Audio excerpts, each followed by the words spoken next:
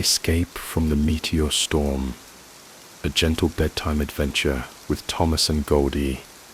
As her gaze swam in the glow of a star, her mind sank into the depths of peace she had never known before, and she abandoned herself to the darkness of the sea of space. In the quiet depths of space, where stars twinkle like gentle diamonds against the velvet darkness, two kind-hearted alien friends drifted peacefully through the cosmos. Thomas, with his warm golden skin that shimmered softly in the starlight, and Goldie, whose silver features gleamed like moonbeams, had been exploring the wonders of the universe together for countless peaceful years. Their spacecraft, the Stellar Whisper, was a beautiful vessel that moved through space as silently as a cloud floating across a summer sky. The ship's hull gleamed with a soft, pearl-like radiance, and its gentle curves seemed to flow like water frozen in time. Inside, the cabin was filled with the warm, comforting glow of bioluminescent panels that pulsed slowly, like a giant's heartbeat, creating the most soothing atmosphere imaginable. On this particular day, as the cosmic winds carried them gently through the star-scattered void, Thomas and Goldie were approaching one of the most magnificent sights in their galaxy, the rainbow rings of Zephyria. These weren't ordinary planetary rings, but rather vast bands of crystalline particles that caught and reflected light from nearby stars, creating the most beautiful, slowly shifting colors that painted the darkness in gentle hues of lavender, soft gold, and peaceful blue. Thomas, who was piloting the ship with his steady, capable hands, leaned back in his comfortable captain's chair and gazed out through the transparent aluminum viewports. His large, kind eyes reflected the dancing colors of the approaching rings, and a gentle smile played across his features. "Look, Goldie," he said in his warm, melodious voice that always reminded his friend of distant thunder on a summer evening. "We're almost there. The rings are even more beautiful than I remembered." Goldie, who was resting comfortably in the navigator's seat, her long, elegant fingers dancing gracefully over the holographic star charts that floated before her like gentle butterflies made of light, nodded with quiet appreciation. Her voice, soft as silk and musical as a lullaby, drifted through the peaceful cabin. "Every time we visit, they seem to have grown more magnificent. I wonder what peaceful discoveries await us today in their gentle embrace." The Stellar Whisper continued its unhurried journey toward the rings, its advanced propulsion system humming with the softest, most comforting sound, like a cat's purr or the distant whisper of ocean waves on a quiet shore. The ship moved with such smooth grace that Thomas and Goldie barely felt they were traveling at all. It was as if they were simply floating in a dream, gently carried by the cosmic currents toward their destination. As they drew closer to Zephyria's magnificent rings, both friends could see the intricate dance of particles that made up these cosmic wonder. Billions upon billions of tiny crystals, each no larger than a grain of sand, moved in perfect harmony around the distant planet. Some particles caught the light of nearby stars and blazed like tiny fireworks, while others absorbed the radiance and glowed with their own inner luminescence, creating patterns that shifted and flowed like aurora borealis in slow motion. "I never tire of this sight," Thomas murmured softly, his hands resting gently on the ship's controls. "Each crystal tells a story of cosmic time, formed over millions of years from the gentle collision of moons and asteroids, now dancing together in perfect harmony." Goldie smiled peacefully, her silver hair floating around her shoulders in the low gravity of their cabin like silk scarves moving underwater. "And look how they welcome us," she whispered, pointing to where the ring particles seemed to part gently before their approaching ship, creating natural corridors of safe passage through the crystalline maze. The Stellar Whisper entered the outer edge of the ring system with the gentlest of trembles, like a leaf settling onto still water. Thomas reduced their speed even further, wanting to savor every moment of their passage through this cosmic cathedral. The crystals around them caught and reflected the ship's soft lights, creating a tunnel of gentle radiance that stretched ahead of them like a pathway made of stars. For several peaceful minutes, they glided through this wonderland, both friends silent with awe and contentment. The only sounds were the ship's gentle humming and the soft whisper of their breathing. Occasionally, a larger crystal would drift past their viewports, tumbling slowly in the zero gravity, its faceted surfaces creating tiny rainbows that danced across the cabin walls. Goldie had activated the ship's external sensors, and through them, they could hear the cosmic symphony of the rings, a low, harmonic resonance created by the gravitational interactions between billions of particles. It sounded like the universe itself was humming a lullaby, deep and peaceful and infinitely comforting. "Thomas," Goldie said softly, her voice barely above a whisper, "according to the navigation charts, there should be a beautiful clearing about 10 minutes ahead. The heart of the rings, they call it. Shall we stop there for our afternoon rest?" Thomas nodded with a gentle smile. "That sounds perfect. We can have some warm moonberry tea and watch the particle streams dance around us." The heart of the rings was a phenomenon that occurred naturally in Zephiria's ring system, a large, relatively clear space where the gravitational forces created a stable pocket, free from the denser concentrations of particles. It was like finding a peaceful meadow in the middle of a glittering forest, a place where travelers could rest and simply exist in harmony with the cosmos. As they approached this tranquil sanctuary, however, Thomas noticed something unusual on their long-range sensors. Far behind them, at the very edge of their detection range, there appeared to be some kind of disturbance. The readings were faint and unclear, but something was definitely approaching the ring system at high speed. "Goldie," he said gently, not wanting to alarm his friend but feeling it was important to mention, "are you seeing anything unusual on the rear sensors?" Goldie's graceful fingers moved across her control panels like a pianist playing a gentle melody. The holographic displays around her seat flickered and shifted, showing various readings and measurements. After a moment,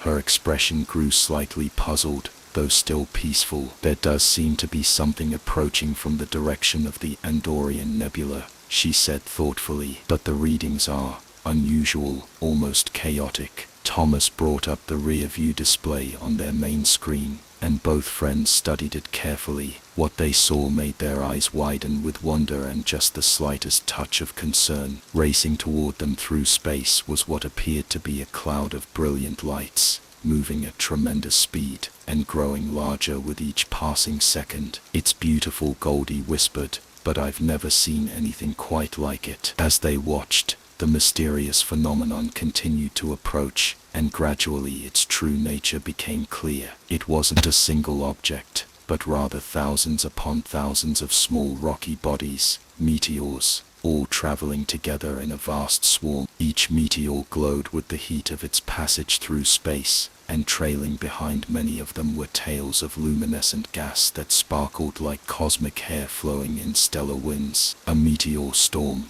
Thomas said quietly, his voice filled with both awe and gentle concern. "I've heard of such things, but I've never actually seen one. They're supposed to be quite rare." The meteor swarm was indeed a magnificent sight. Each rocky fragment was unique. Some were smooth and round like cosmic pearls, others were jagged and angular like crystalline sculptures. They ranged in size from tiny pebbles no bigger than marbles to massive boulders the size of small buildings. All of them glowed within a fire, heated by their rapid journey through space, and many trailed streams of glittering particles that created a vast, ever-changing tapestry of light against the darkness. But as beautiful as the meteor storm was, Thomas and Goldie both realized that it posed a significant challenge. The swarm was heading directly towards Zephiria's ring system, and at its current speed and trajectory, it would reach them in less than 30 minutes. While the stellar whisper was built to withstand the occasional impact from small space debris,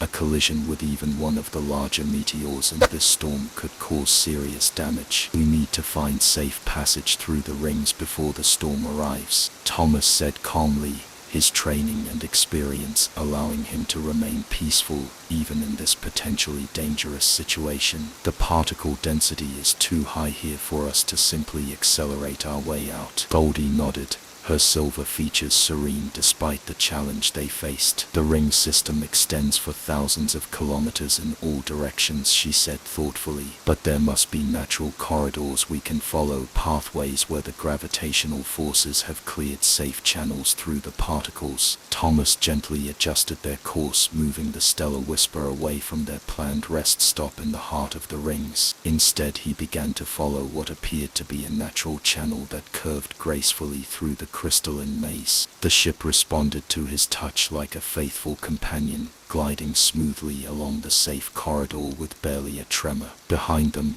the Meteor Storm continued its relentless approach. Through their rear sensors, they could see individual meteors beginning to interact with the outer edge of the ring system. When a meteor collided with a cluster of ring particles, the impact created brief, brilliant flashes of light, like cosmic fireworks blooming silently in the void. These collisions were actually quite beautiful, each one creating a small nebula of glowing gas and scattered crystals that dispersed slowly into space. Look how gracefully they danced together, Goldie observed, watching the interaction between the meteors and ring particles on her displays. Even in what appears to be chaos, there's a natural rhythm, a cosmic choreography that's quite peaceful to observe. Thomas smiled at his friend's words, appreciating how she could find beauty and harmony even in potentially dangerous situations. This was one of the things he admired most about Goldie, her ability to remain calm and philosophical, to see the underlying order and beauty in all cosmic phenomena.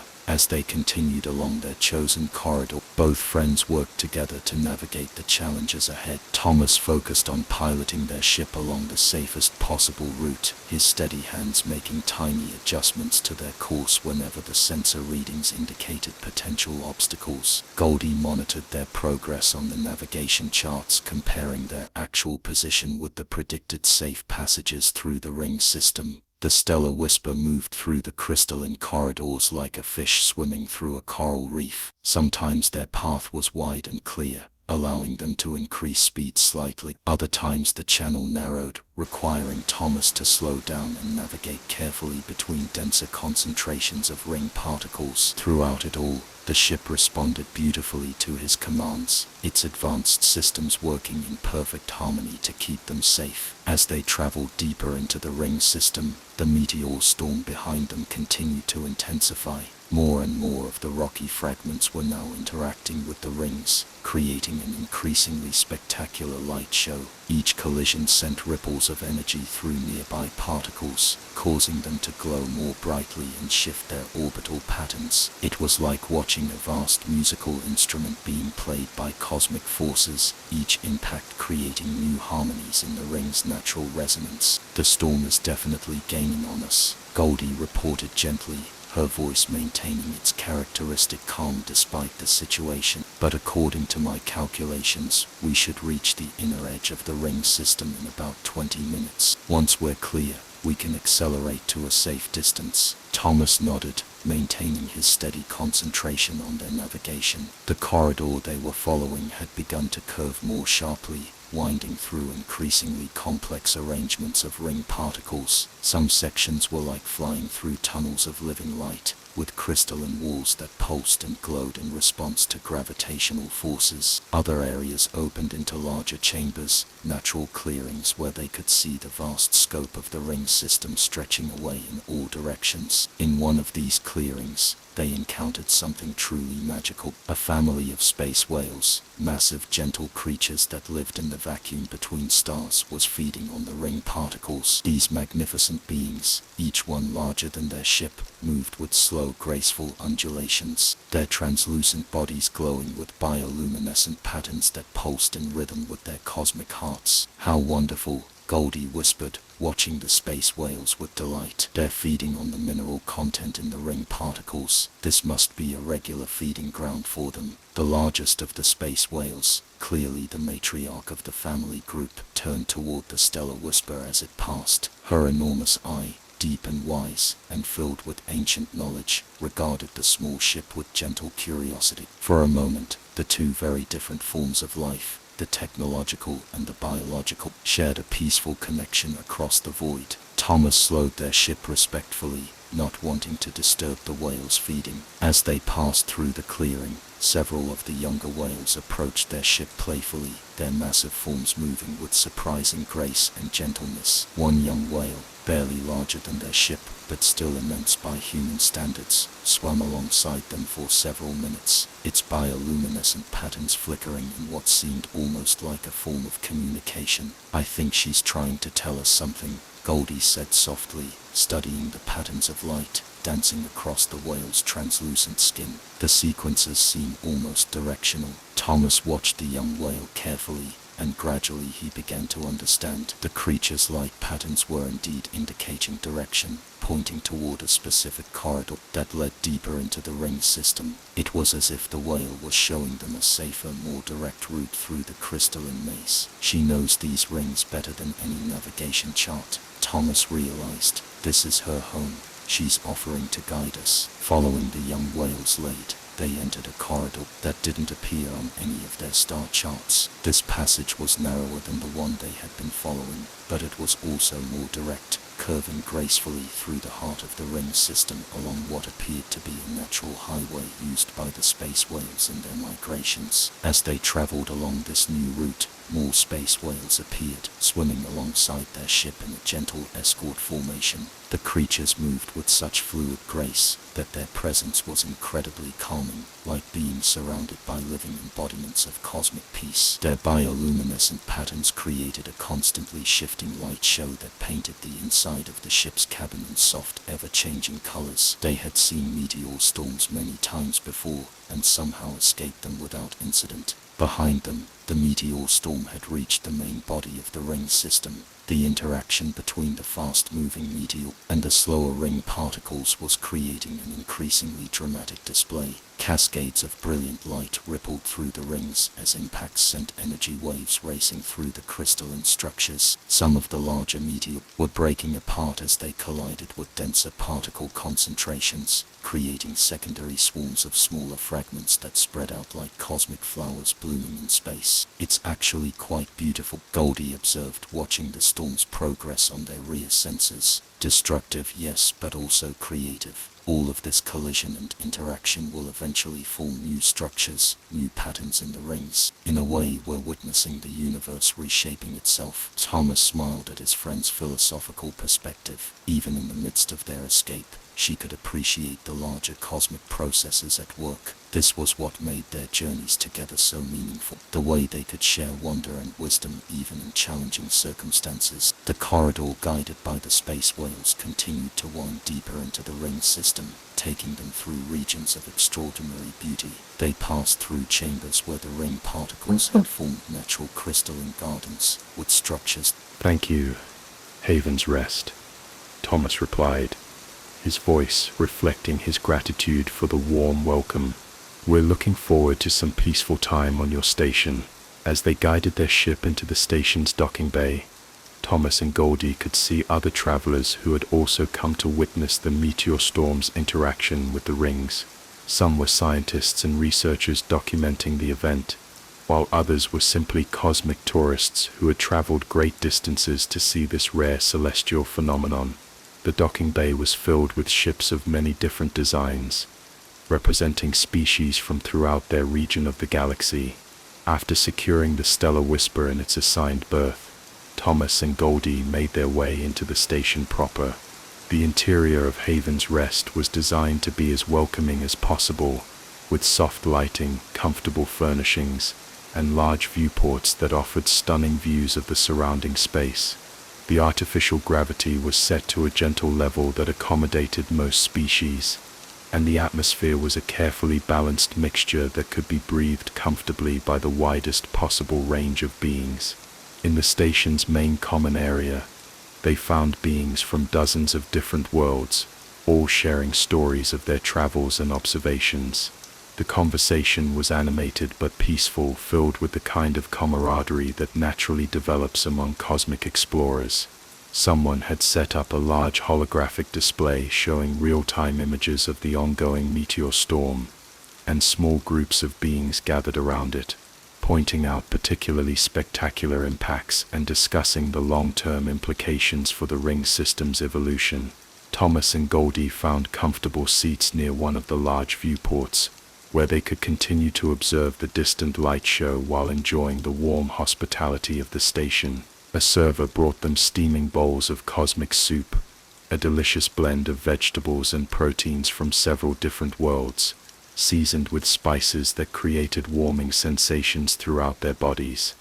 As they ate, they listened to other travelers sharing their own stories. A family of crystalline beings from the silicon worlds described their journey through a nebula where newborn stars were just beginning to ignite. A solitary explorer, whose species resembled Earth's dolphins but had evolved for life in vacuum, told of discovering a planet where the entire surface was covered in musical crystals that created symphonies when touched by stellar winds. Every being here has seen wonders that most of the galaxy can only imagine, Goldie observed quietly. It makes you realize how vast and full of mystery our universe truly is. As the station's artificial day cycle progressed toward evening, Thomas and Goldie made their way to their guest quarters, comfortable rooms with soft beds, gentle lighting, and viewports that offered private views of the cosmic scenery.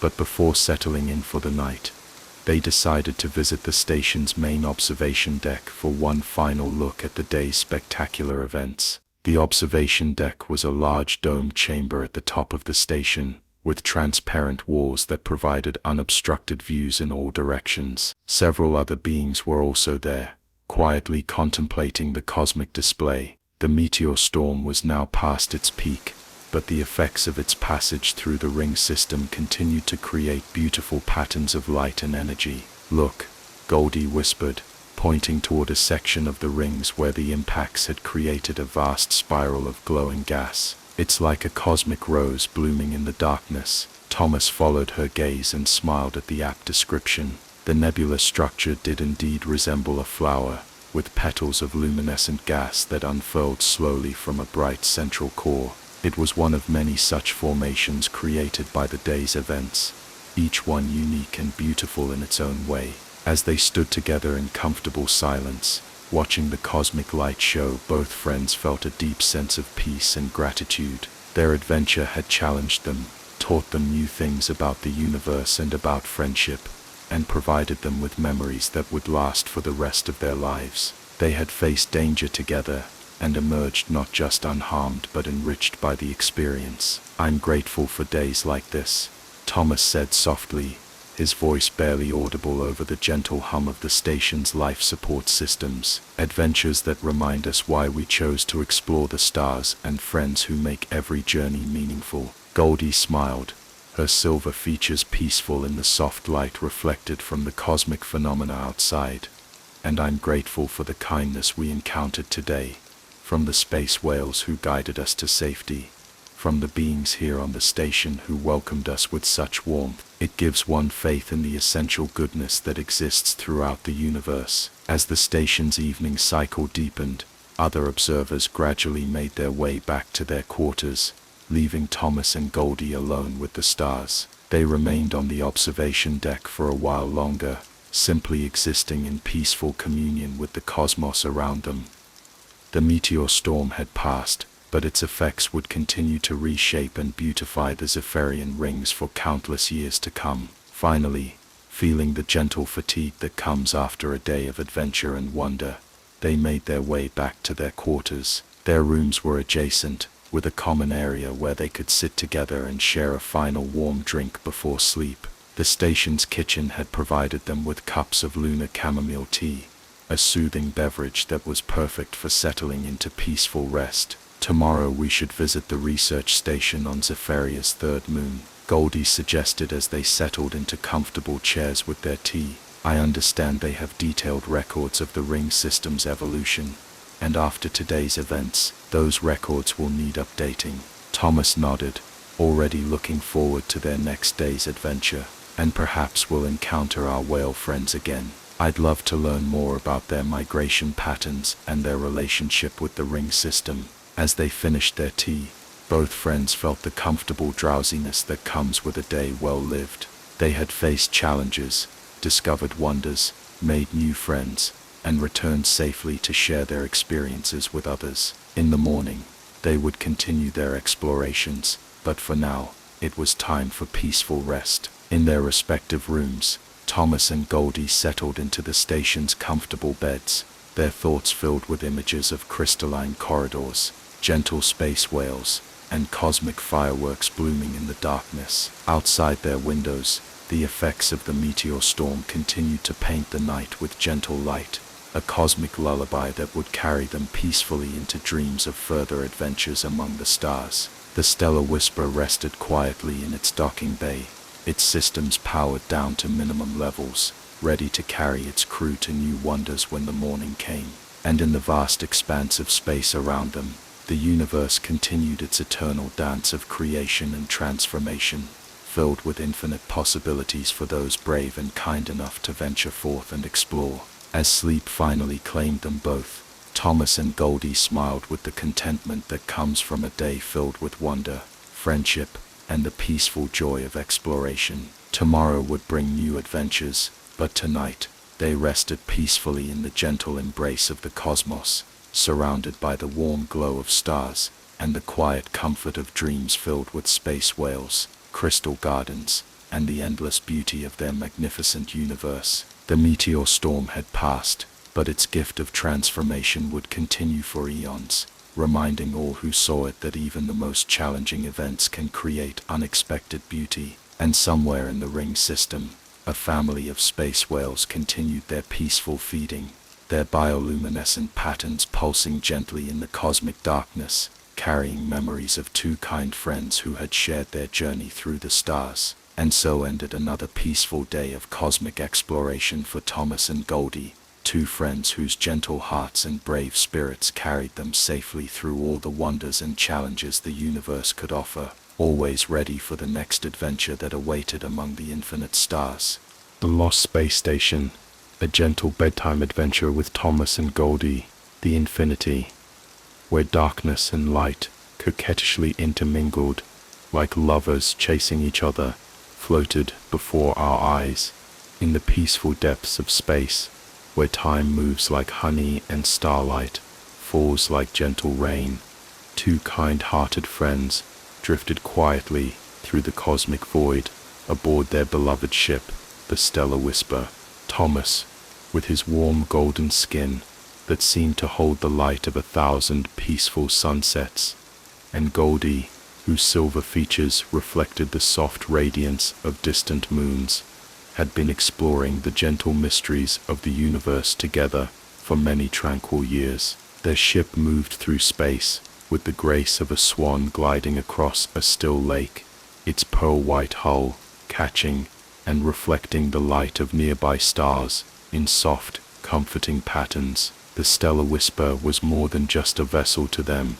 It was their home among the stars, filled with memories of countless peaceful adventures and quiet moments of wonder shared between the closest of friends. On this particular day, as cosmic winds carried them gently through a region of space known as the Whispering Void, so named for the soft, melodic sounds that stellar particles made as they danced through the area's unique gravitational fields, Thomas and Goldie were embarking on one of their favorite types of journeys, a leisurely exploration with no particular destination in mind, allowing the universe itself to guide them toward whatever wonders awaited discovery. Thomas sat comfortably in the pilot's chair, his large, kind eyes reflecting the soft blue glow of the ship's navigation displays. His hands rested gently on the controls, making only the smallest adjustments to their course as they followed the natural currents of space.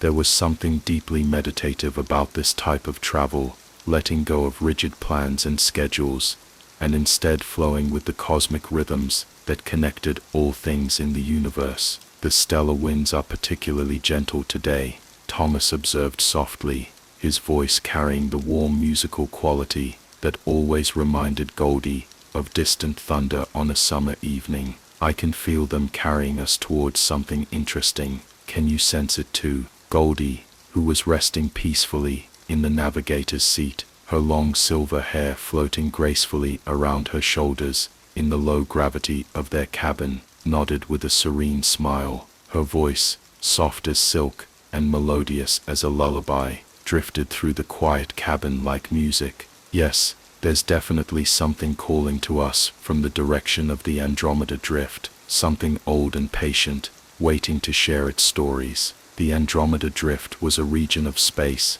that lay between their home galaxy and the great spiral of Andromeda itself, a vast expanse where ancient stellar debris and forgotten remnants of long-ago civilizations slowly tumbled through the darkness. It was a place of mystery and melancholy beauty, where explorers sometimes discovered artifacts and ruins that told stories of species and cultures that had flourished among the stars millions of years ago. As they continued their unhurried journey, the Stellar Whisper's gentle propulsion system hummed with the softest, most comforting sound, like a cat's purr or the distant whisper of ocean waves on a peaceful shore. The ship's bioluminescent panels pulsed slowly with warm golden light, creating an atmosphere of such tranquility that both friends often found themselves drifting into pleasant daydreams as they traveled. The viewports around them showed a gradually changing panorama of cosmic beauty.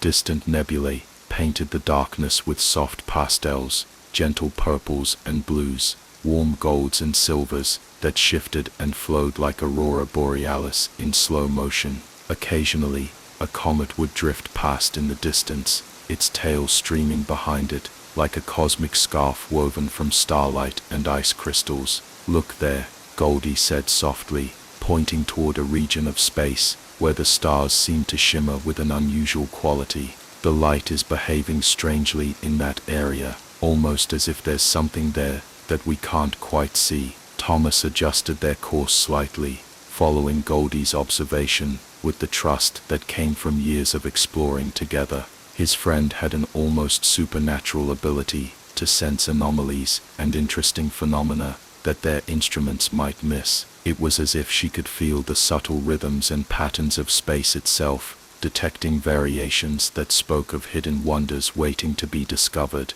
As they approached the area Goldie had identified, their long-range sensors began to detect something unusual indeed. The readings were faint and inconsistent, suggesting the presence of a large metallic object that seemed to phase in and out of detectability, as if it was somehow existing partially outside normal space-time. "How curious," Thomas murmured, studying the sensor readings with gentle fascination. "Whatever it is, it's definitely artificial. The metal composition suggests advanced construction, but the energy signatures are very old, very, very old." Goldie leaned forward in her seat, her silver eyes bright with interest. "It might be a derelict of some kind, perhaps a ship or station that's been drifting here for centuries, maybe even millennia.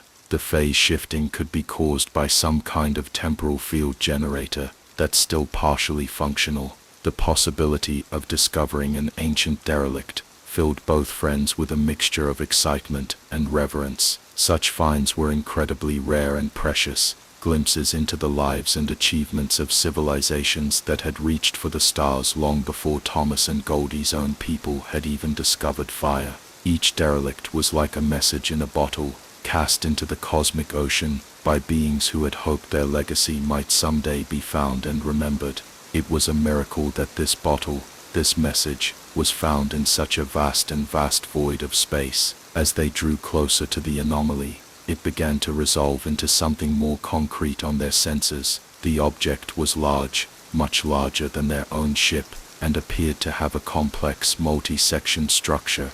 The readings suggested multiple levels, extensive internal spaces, and what appeared to be docking facilities designed to accommodate vessels from various different technological traditions. "It's a space station," Goldie breathed, her voice filled with wonder.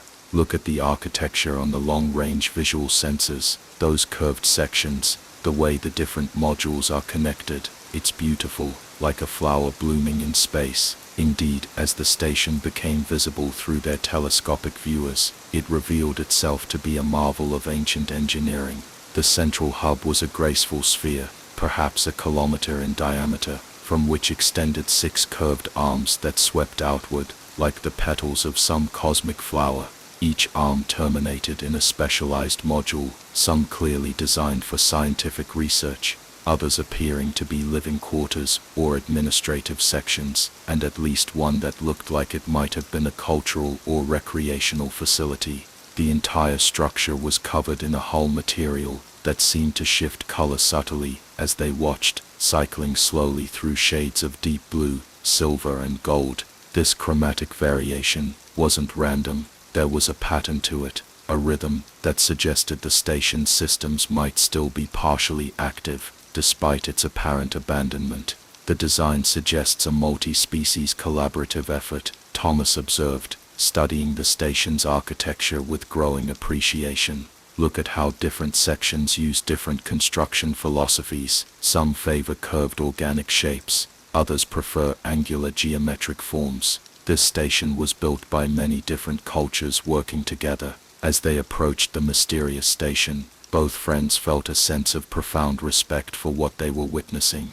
This wasn't just a piece of ancient technology, it was a testament to cooperation and shared purpose among species that had reached across the vast distances of space to work together on some great endeavor. The stellar whisper drew nearer to the station, and Thomas began a careful scanning sequence to assess its condition and safety. The results were fascinating and somewhat puzzling. While the station appeared to have been abandoned for a very long time, many of its systems were still functional. Life support was minimal but present. Artificial gravity was operating in most sections, and there were even signs that some of the scientific equipment was still running automated research protocols. "It's as if the inhabitants just stepped out for a while," Goldie said softly, studying the readouts with gentle puzzlement. "Everything is still running, still maintained, but there are no life signs anywhere in the structure." Thomas nodded thoughtfully. Perhaps they were called away suddenly, expecting to return, or maybe they left the systems running as a gift for future explorers, a kind of cosmic lighthouse keeping its beacon burning for travelers like ourselves. As they circled the station slowly, looking for a suitable docking port, they noticed that one of the arms had clearly been designed as a visitor reception facility. There were multiple docking bays of different sizes and configurations, suggesting that the station's builders had anticipated visits from a wide variety of species and ship designs. There, Goldie pointed to a docking bay that seemed perfectly sized for the Stellar Whisper. "That one has the same universal docking collar design we use, almost as if it were built specifically for ships like ours." The docking bay was located about halfway along one of the station's curved arms, with large transparent sections that would allow them to observe the interior before committing to entering. Through these windows, they could see a spacious chamber with what appeared to be automated docking equipment and atmospheric processes that would allow for safe transfer between their ship and the station. Thomas maneuvered the Stellar Whisper with his characteristic gentle precision, approaching the docking bay with the patient care of someone who respected both his ship and the ancient structure they were about to enter. The station's docking systems activated automatically as they approached, guiding lights illuminating a safe approach path, and mechanical arms extending to help secure their ship. "The docking systems are definitely still active," Thomas noted with quiet amazement, "and they seem to recognize our ship's configuration. The programming must be incredibly sophisticated to adapt so seamlessly to our technology." As their ship settled into the docking cradle with barely a tremor, both friends felt a moment of profound connection with the unknown beings who had built this place. Whoever they had been, they had designed their station not just for their own use, but as a welcome haven for any peaceful travelers who might discover it in the vast loneliness of space. The docking process completed itself with mechanical precision, but there was something almost ceremonial about the way the station's systems worked, as if each step in the procedure had been designed not just for function, but to convey a sense of welcome and respect for visiting guests. Atmosphere in the docking bay is breathable, Goldie reported, checking their environmental sensors.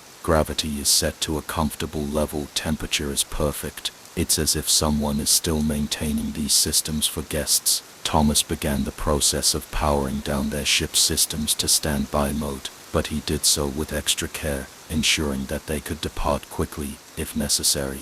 While the station seemed peaceful and welcoming, they were experienced enough explorers to know that ancient technology could sometimes be unpredictable. Before leaving their ship, both friends took a moment to center themselves and prepare for what they might find in the abandoned station. Exploration of derelicts and ruins was always a deeply moving experience. Walking through spaces where other beings had once lived, worked, and dreamed could be both inspiring and melancholy.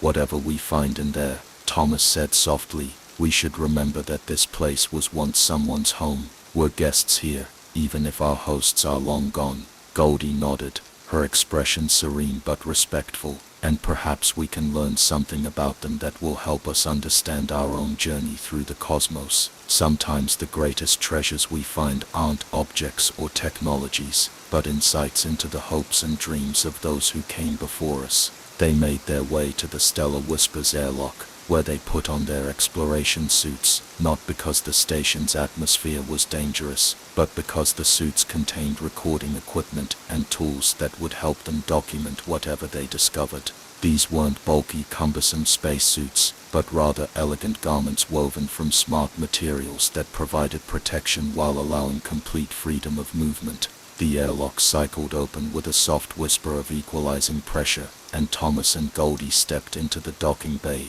of the ancient station. The space around them was larger than it had appeared from their ship, with a high vaulted ceiling that curved gracefully overhead. Soft lighting activated automatically as they entered, illuminating walls that were covered in what appeared to be artistic panels depicting various star systems and cosmic phenomena. How beautiful, Goldie whispered, moving closer to examine one of the panels. The artwork wasn't simply decorative. Each panel seemed to be a detailed map or chart of a different region of space, rendered with such precision and artistry that they were both scientifically accurate and aesthetically stunning. Thomas was examining the docking equipment that had secured their ship, marveling at the elegant engineering that allowed it to adapt to so many different vessel configurations. The technology here is incredibly advanced, but it's also gentle. Everything is designed with such care and consideration for the user's experience. From the docking bay, a wide corridor led deeper into the station. The walls were lined with more of the beautiful star charts, and the floor was made of some kind of material that seemed to absorb the sound of their footsteps, creating an atmosphere of peaceful quiet. Soft lighting panels in the ceiling provided warm, welcoming illumination that adjusted automatically to their presence. As they walked slowly down the corridor, both friends noticed small details that spoke of the care and attention that had gone into the station's construction. Handholds were positioned at heights that would accommodate beings of various sizes. The lighting was full spectrum, designed to be comfortable for eyes that had evolved under different stars. Even the air itself seemed to have been carefully formulated, not just breathable, but actually pleasant, carrying subtle hints of what might have been flowers or growing things. This corridor leads to what appears to be the main hub, Thomas observed, consulting a schematic that had appeared on a wall panel as they approached. The diagram showed the station's layout in elegant detail, with different sections labeled in multiple languages and writing systems. The main hub, when they reached it, took their breath away. It was a vast spherical chamber, perhaps 100 meters in diameter, with transparent sections in the walls that provided stunning views of the surrounding space. But it was the center of the chamber that truly captured their attention. Suspended in the middle of the sphere was what appeared to be a three-dimensional map of the entire local galaxy cluster. Thousands of tiny lights represented star systems, connected by flowing lines that showed trade routes, communication networks, and what appeared to be cultural exchange pathways. The map was dynamic, with lights pulsing gently to indicate some kind of ongoing activity or monitoring.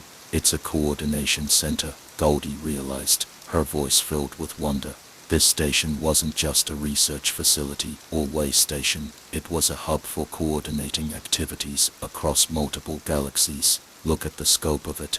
Thomas moved closer to the galactic map, studying the patterns of connections between star systems, and it's still active. Look, some of these connections are pulsing more brightly than others. I think it's showing real-time information about something, communications maybe, or trade flows. As they stood in the center of the hub, surrounded by the slowly rotating galactic map, both friends felt a profound sense of awe at the scope of the civilization that had built this place. This wasn't just advanced technology, it was evidence of a level of cooperation and coordination between species that spanned entire galaxies. From the main hub, several corridors led to different sections of the station. The main hub was filled with beings of dozens of different species, all working together with obvious cooperation and mutual respect. Some were tall and graceful, with features that reminded Thomas of ancient Earth mythology's description of elves. Others were short and sturdy, with crystalline skin that refracted light in beautiful patterns. Still others defied easy description, energy beings that existed as patterns of living light, aquatic species that moved through the station's specially adapted water-filled areas, and gaseous beings that communicated through complex chemical exchanges. "This is beautiful," Thomas whispered, watching as a group of mixed species worked together on what appeared to be a complex scientific project. Despite their vast physical differences, they moved with the easy coordination of people who had learned to understand and appreciate each other's unique strengths. The memory shifted, showing them the cultural center during what appeared to be some kind of celebration. Beings from throughout the galaxy had gathered to share their art, music, and stories. The hall was filled with sounds and sights of indescribable beauty, harmonies that no single species could have created alone. Artistic displays that combined the aesthetic traditions of dozens of cultures into something entirely new and wonderful. They weren't just cooperating, Goldie realized. They were creating something greater than the sum of their parts, a new kind of civilization that transcended the boundaries of individual species and cultures. Another memory showed the departure, the moment when the call for help had arrived, and the station's inhabitants had made their fateful decision. There was sadness at leaving their beautiful home, but also determination and pride in being able to help others in desperate need. The farewell messages they had seen in the residential section were recorded during these final days, each one expressing hope that their legacy would inspire others to continue the work of building bridges across the cosmic community. As the memory experience concluded, Thomas and Goldie found themselves back in the archive chamber, profoundly moved by what they had witnessed. The station's former inhabitants hadn't been perfect. The AI had shown them moments of disagreement and conflict as well as harmony, but they had been committed to something larger than themselves, something that offered hope for the future of all intelligent life in the universe. "Thank you for sharing this with us," Thomas said to the AI. "We understand now what this place represents, and we're honored to have been able to experience even a small part of it." "The honor is mine," the AI replied. "For nearly 9 centuries I have maintained this place alone, hoping that someday beings like yourselves would discover it and understand its significance. You have given my existence new meaning." Goldie had been studying the archive's vast collection of memory crystals, each one containing the experiences and knowledge of the station's former inhabitants. Is all of this knowledge just going to remain here? It seems tragic that such wisdom and experience should be isolated in an abandoned station. That is part of why I hoped for visitors like yourselves, the AI said. Much of what is stored here could benefit the wider galactic community, but I needed to find the right beings to serve as stewards and disseminators of this knowledge, beings who would use it wisely, for the benefit of all rather than for personal gain. Thomas and Goldie exchanged a meaningful look. They were being offered not just the privilege of exploring this amazing place, but the responsibility of helping to share its treasures with the galaxy at large. It was both exciting and daunting. "We're not scholars or diplomats," Thomas said carefully. "We're just explorers who love to discover new things and share them with others. Would we be suitable stewards for such important knowledge?" The former inhabitants were also explorers at heart, the AI replied. "What matters is not your formal credentials, but your character and intentions. I have observed you throughout your visit here, and I believe you embody the same spirit of peaceful curiosity and respectful cooperation that this station was built to promote." They spent the rest of their day aboard the station exploring its various sections with the AI as their guide. They visited laboratories where groundbreaking research had been conducted into everything from stellar engineering to cross-species psychology. They saw workshops where artisans from different worlds had collaborated to create hybrid art forms that combined the best elements of multiple cultural traditions. They explored gardens where plants from hundreds of worlds had been cultivated together, creating ecosystems of impossible beauty and complexity. In the scientific sections, they discovered research that was centuries ahead of what most of the current galactic community had achieved. Technologies for faster-than-light communication that could connect civilizations across entire galactic clusters, terraforming techniques that could transform dead worlds into gardens without harming existing ecosystems, medical knowledge that could extend healthy lifespans for dozens of different species while maintaining quality of life and mental well-being. This knowledge could revolutionize the galaxy, Goldie observed, studying readouts from a project that appeared to have successfully created stable renewable energy sources by tapping into the fundamental forces that held atoms together. "But it must be shared carefully," Thomas added thoughtfully. "Knowledge like this could be incredibly beneficial, but it could also be dangerous in the wrong hands. We would need to find a way to make it available to those who would use it wisely, while preventing it from being exploited by those with less noble intentions." The AI had been listening to their conversation with obvious interest. This was precisely the challenge that the station's inhabitants faced, it said. They developed protocols for sharing advanced knowledge that emphasized education, ethical training, and gradual implementation rather than simple technology transfer. Perhaps these protocols could serve as a model for sharing the archive's contents. As the station's artificial day cycle progressed toward evening, Thomas and Goldie found themselves in the observation lounge, a beautiful chamber with transparent walls that provided spectacular views of the surrounding space. The AI had thoughtfully activated some of the station's recreational systems, filling the lounge with soft music that seemed to blend the musical traditions of dozens of species into something hauntingly beautiful. They sat in comfortable chairs that had apparently been designed to accommodate their specific body types, sipping warm beverages that the station's food synthesizers had prepared based on analysis of their nutritional needs and taste preferences. The drinks were delicious, somehow familiar yet exotic, comforting yet exciting. "This has been the most meaningful day of exploration we've ever experienced," Thomas said softly, gazing out at the star field beyond the station. "We came here expecting to find interesting ruins, but instead we've discovered a living legacy and been entrusted with a sacred responsibility."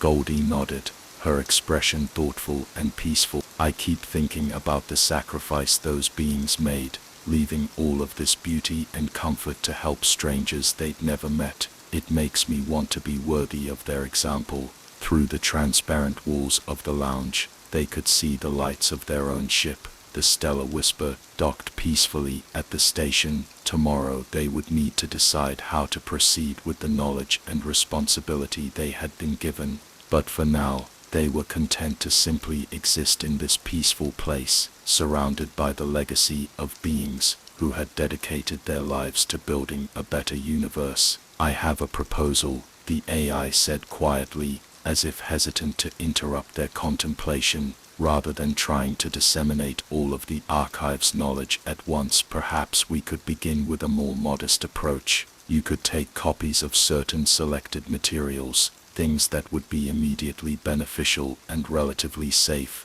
and begin sharing them with the galactic community. As trust is built and proper safeguards are established, more advanced knowledge could be gradually released." It was a sensible approach, and one that felt manageable rather than overwhelming. Thomas and Goldie could continue their exploration activities while also serving as ambassadors for the station's legacy, gradually building a network of trustworthy beings who could help with the larger task of responsible knowledge sharing. "We could start with the cultural archives," Goldie suggested. "Art, music, literature, philosophy, things that would enrich people's lives without posing technological risks, and maybe some of the basic scientific knowledge that could help improve quality of life for various species." "That sounds like an excellent beginning," the AI agreed. "And as you travel and explore, you could also be looking for potential partners and collaborators, beings who share the same values and vision that guided this station's original inhabitants." As they continued to discuss possibilities for the future, Thomas found himself feeling a deep sense of purpose and excitement. Their casual exploration day had transformed into the beginning of what might be the most important work of their lives. They had been chosen to help carry forward a legacy of cooperation and wisdom that could potentially benefit countless beings throughout the galaxy. The evening progressed peacefully, with the AI sharing more stories and memories of the station's golden age. They learned about the complex social and political structures that had allowed dozens of different species to live and work together harmoniously. They heard about the scientific breakthroughs that had emerged from cross-cultural collaboration. They experienced memories of celebrations and festivals that had brought together